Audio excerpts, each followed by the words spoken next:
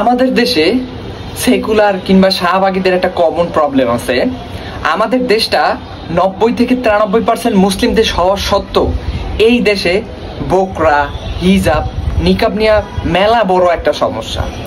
কিন্তু এই বাংলাদেশে বা বাংলাদেশের যে শিক্ষা প্রতিষ্ঠানগুলোতে আছে, বিশেষ করে আমি শুধু ঢাকা ভার্সিটির কথা বলি, সেখানে অগণিত বোকরা পরা, হিজাব পরা, নিকাব পরা মেয়েরা অপমানিত হয়েছে, অপদস্থ হয়েছে, লাঞ্ছিত হয়েছে।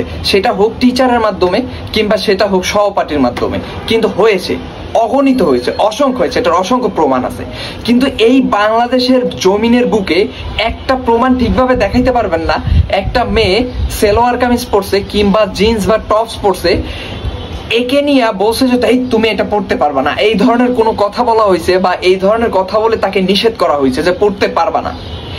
এইটা এই বাংলার জমিনে এখন পর্যন্ত ঘটে নাই।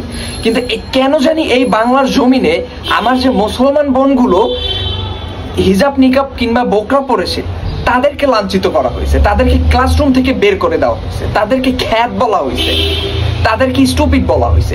এটা কেন? 93-92% একটা মুসলিম কান্ট্রিতে এইটা ঘটে গিয়েছে, এবং যারা এইটা ঘটায় এদের সংখ্যা কিন্তু খুবই কম। এক শ্রেণীর মানুষ আছে যারা বারবার প্রচার করতে থাকে যে বাংলাদেশে যদি ইসলামিক কোনো শাসন আছে তাহলে মেয়েদের কোনো স্বাধীনতা থাকবে না, মেয়েদের স্বাধীনতাকে হস্তক্ষেপ করা হবে, কিংবা এইভাবে বলতে থাকে যে জোর জবরদস্তি কইরা বোকরা পরাবে, হিজাব পরাবে, নিকাব পরাবে। আসলে এই ধরনের কোনো ঘটনাই বাংলাদেশে কিন্তু এখন পর্যন্ত কিন্তু ঘটে নাই। আবার এখানে এখন প্রশ্ন হইতে পারে আমি কোনো দলের সাথে ইনভলভ কিনা। না, আমি কোনো দলের সাথে ইনভলভ না। ইসলাম হচ্ছে পরিপূর্ণ শান্তি ও জীবন ব্যবস্থা। কিন্তু এই যে পরিপূর্ণ শান্তি জীবন ব্যবস্থাটাকে বিঘ্ন বা মানে বিচ্ছিন্ন করার চেষ্টা করে কারা? এই যে আমাদের ধর্ম, কালচার কিংবা ঐতিহ্য থেকে আস্তে আস্তে আমাদেরকে সরাই দিচ্ছে, এইটা আসলে কারা করছে? এটার পিছনে কাদের হাত আছে এবং এইটার আসলে এখানে স্বার্থটা কি? এটা করছে যখন ব্রিটিশরা আমাদেরকে শাসন বা শোষণ করছে 200 বছর, তখন তারা যে কলোনাইজেশনটা আমাদেরকে করছে বা আমাদেরকে যে শাসনটা করছে, সেখানে আসলে তারা একটা জিনিস খেয়াল করছে যে মুসলিমদেরকে যদি বিপদে নিতে হয় কিংবা ইসলাম থেকে যদি তাদেরকে সরাইতে হয়, তাহলে তাদের টার্গেট করছে তারা কি? আমাদের মা বোনদের। তাদেরকে কি করতে হবে?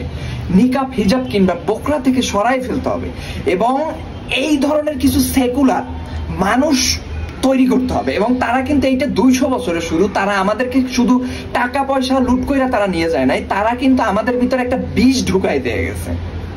যেমন কিছু মনে করেন সেকুলার তৈরি হয়েছে যারা অলওয়েজ এই হিজাব নিকাবের বিরুদ্ধে, তাদের কোনো খায়দায় কিন্তু কোনো কাজ নাই, অলওয়েজ নারীর স্বাধীনতা, নারীর স্বাধীনতা।